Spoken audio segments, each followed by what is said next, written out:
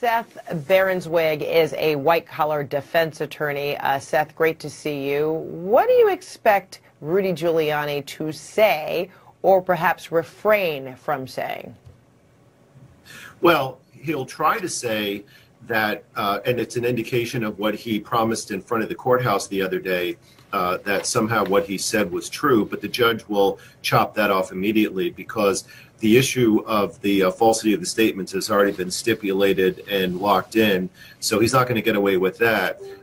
The only other defense that I can imagine he will try to say is that somehow he did not actually personally place these personal attacks. But frankly, that's like saying, I didn't light the house on fire, but I gave 1,000 people the blowtorches to go ahead and do it. He's clearly the causation of this, and in a trial for damages, the plaintiffs have to show a causal element between the conduct at issue and the damages. As was noted in your report a moment ago, the plaintiff's case was extremely compelling. This was a life-altering, horrific event. Mr. Giuliani is going to take the stand as one of the most unimaginably hated, unsympathetic defendants that one could think of, and I don't see how he's going to be able to win the day. And unsympathetic because already he has conducted himself in that he is showing no remorse, even though he's already been found liable in this case. This is an issue of now how much does he pay up? And one would wonder, you know, if the jurors see him as being callous and unkind and unsympathetic, not remorseful, all of those things, they're going to really throw the book at him, wouldn't they?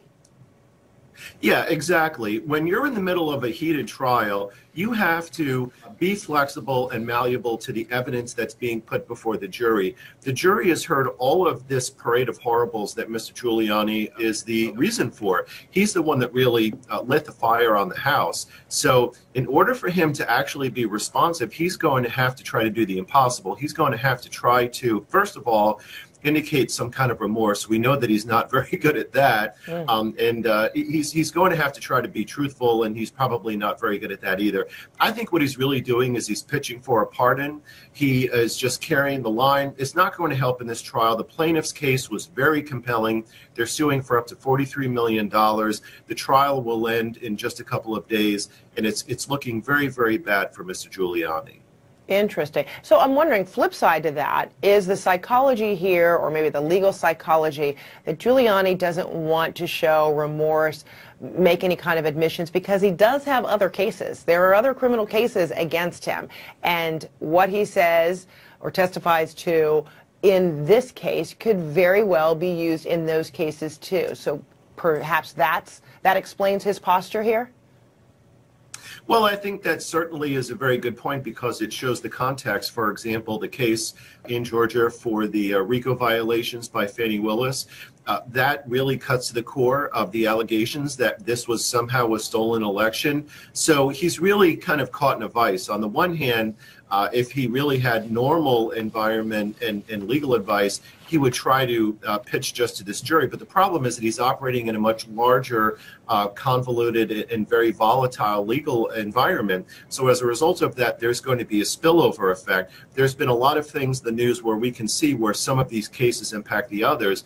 And I think that you've raised an excellent point that what's happening in this case is going to be related to the other case that's been litigating and that will be happening later on by Fani Willis, and therefore any admission in one proceeding can legally be used against that witness in any other kind of proceeding. So he really is in a vice. Right. So then talk to me quickly about the whole tool, if we can call it that, the tool of the Fifth Amendment. I mean, you know, if he were to use that, you know, pleading the Fifth, is that advantageous? In some cases it can be, but in others it can be detrimental. How would it fall here? Well, someone in a civil case is allowed to invoke their right against self-incrimination for the criminal implications of civil testimony. That can really end up as a double-edged sword. On the one hand, they're able to do that because constitutionally no one is required to incriminate themselves. But in civil litigation, what you end up with is what's called an adverse inference, where the judge will just turn to the jury and say, okay, fine.